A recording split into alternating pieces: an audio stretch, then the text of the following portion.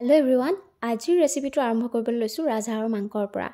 আজিৰ ৰেচিপিটো অলপ বেলেগ ধৰণৰ হ'বলৈ গৈ আছে আৰু আজিৰ ৰেচিপিটো মই নবনাওঁ, মই মানে অলপ হেল্পহে কৰিম, হেল্পাৰ মানে মই ছাইডত থাকিম। আৰু আজিৰ ৰেচিপিটো বনাব মোৰ মানুহজনে। আজি মানুহজন যিহেতু ঘৰলৈ আহিছে, তো মানুহজনে প্ৰায়েই মাংস বনাই থাকে, কিন্তু দেখুওৱা যিহেতু নহয়, কিছুমান ভিডিঅ' আচলতে কৰা নহয়, কেতিয়াবাহে যিহেতু ভিডিঅ' কৰোঁ অলপ মন গ'লে, আৰু গতিকেলৈ সেইবাবে কিছুমান বস্তু দেখুৱাবলৈ থাকি যায় আৰু গতিকেলৈ আজিৰ ৰেচিপিটো বনাব মোৰ মানুহজনে দেই।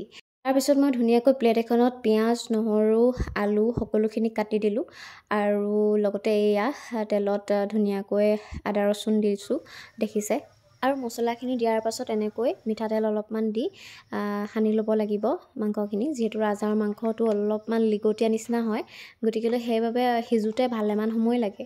আৰু মই যিহেতু ৰাজহাঁহৰ মাংস আগতে খোৱা নাছিলোঁ, কিয়নো পঢ়াৰ টাইমত মানে মাহঁতে কৈছিলে আগতে যে সৰস্বতীৰ বাহন হয়, গতিকেলৈ পঢ়াত গাধা হবি।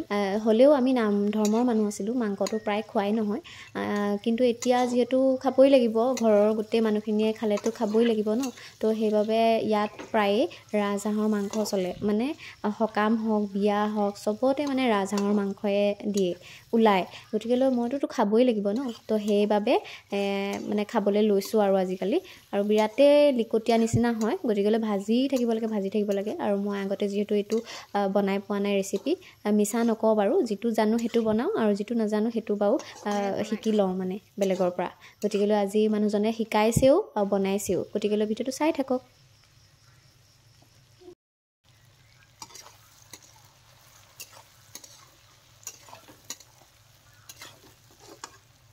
আমাৰ আকৌ শাহু মায়ে একোৱেই মাংস নাখায়, মায়ে অকল মাছহে খায়। সেইবাবে মাক যিহেতু আমি মাংসটো আজিকালি প্ৰায় বনাবলৈ নিদোৱেই, মই অহা আগত বাৰু মায়ে বনাই দিছিলে, কিন্তু এতিয়া আজিকালি বনাবলৈ প্ৰায় নিদোৱেই, বেয়া লাগে যিহেতু।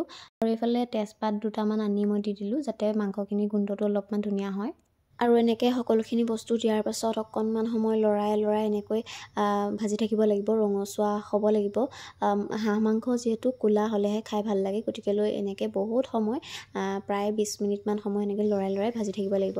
আৰু তাতে মই দি দিলোঁ কেঁচা পিঁয়াজ, কাৰণ পিঁয়াজখিনি প্ৰথমত যিখিনি দিছিলোঁ সেইখিনি গলি নাইকিয়াই হৈ গ'ল, আৰু সেইবাবে পিঁয়াজটো অকণমান বেছি লাগে মাংসত, সেইবাবে মই আকৌ দি দিলোঁ।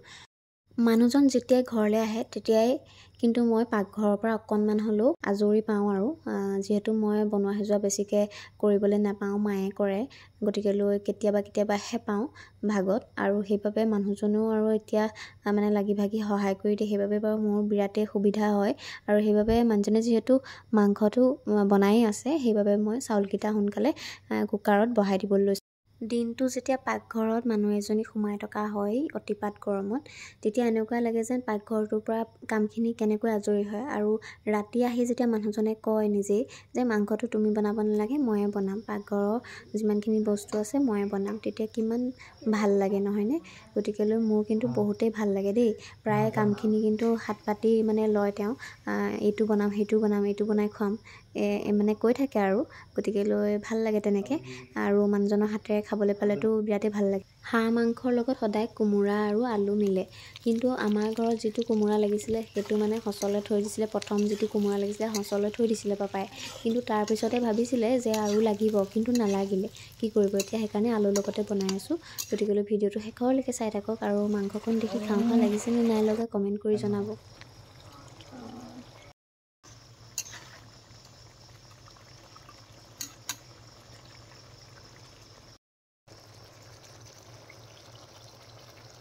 আৰু ঘৰৰ আগফালে আমাৰ ইমান ধুনীয়াকৈ মান ধনিয়া কিছুমান হৈছে নিজে, আৰু মান ধনিয়া অকণমান দি দিয়াৰ লগে গোন্ধটো ইমান ধুনীয়া ওলায়, সেইবাবে ধুনীয়াকৈ ধুই কৰি দুটামান পাত এনেকৈ কাটি মাংসত দি দিলোঁ। যিহেতু ৰাজহাঁহৰ মাংসখিনি ইমানেই লিকটীয়া, মানে চুবালেও মানে কি হয়, চুবাই থাকিব লাগে, কিন্তু হ'লেও মানে গিলিব নোৱাৰি তেনেকুৱা হয়, গতিকেলৈ সেইবাবে অকণমান সময়ৰ বাবে কুকাৰত দি দিলোঁ, কুকাৰত দি 4-5টা হুইচেল মাৰি দিলোঁ, আৰু তাৰপিছতে এয়া কেৰাহীত আকৌ উতলাই দিলোঁ।